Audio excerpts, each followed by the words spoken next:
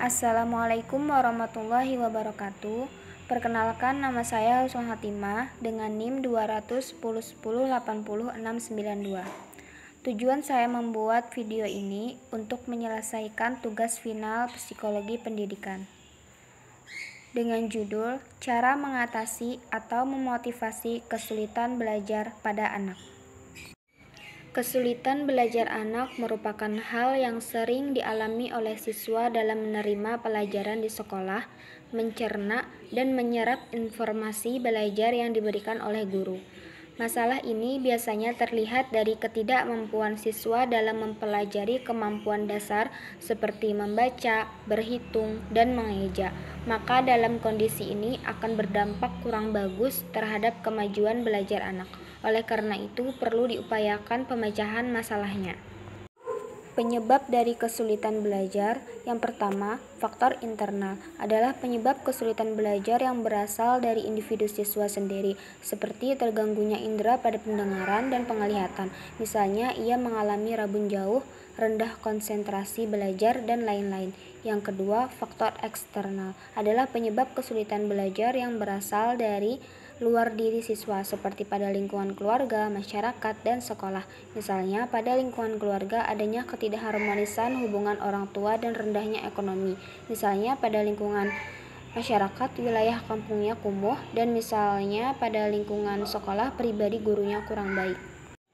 Cara agar kita mengenal anak seperti itu bisa dengan melakukan observasi atau melakukan pengamatan mengenai gejala-gejala yang dialami anak, atau bisa juga dengan mewawancarai anak secara langsung dan memberikan catatan-catatan.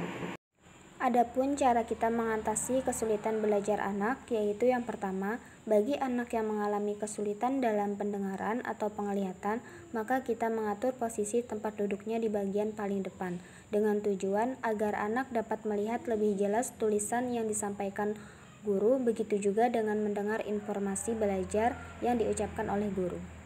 Yang kedua, anak yang mengalami kesulitan dalam menerima materi pelajaran dapat kita bantu dengan menggunakan alat peraga pelajaran atau media belajar, maka dengan cara ini anak dapat mudah memahami materi pelajaran.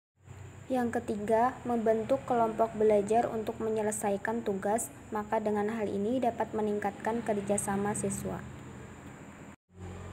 Yang keempat, hindari memberikan tugas yang sangat panjang, karena pada umumnya kesulitan belajar yang dialami siswa adalah ketidaksanggupan mereka mengerjakan tugas dalam jangka waktu panjang.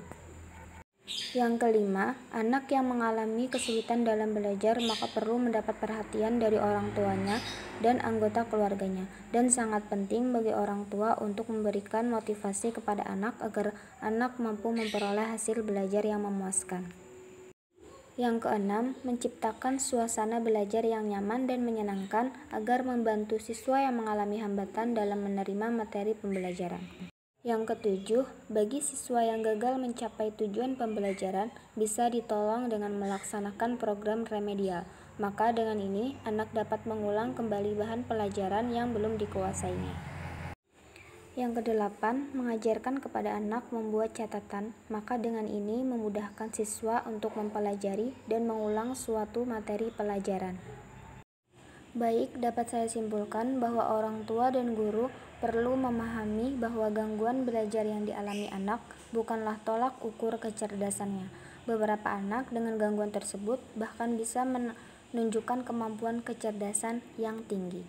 Sekian itu saja. Wassalamualaikum warahmatullahi wabarakatuh.